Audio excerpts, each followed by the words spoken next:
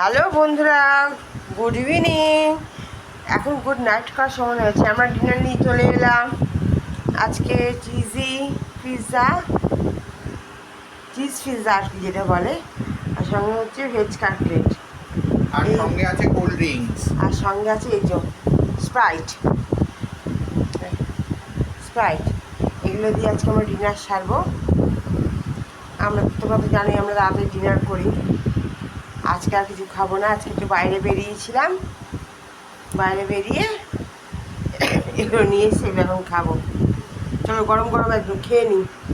ভালো লাগলে একটু লাইক করে দিও, শেয়ার করে দিও, আর কমেন্টস করে জানিও কারটা ভালো লাগে এরকম খাওয়ার খেতে। এটা ছিঁড়ে গেল কি করে গো? কুল থেকে ছিঁড়ে গেছে।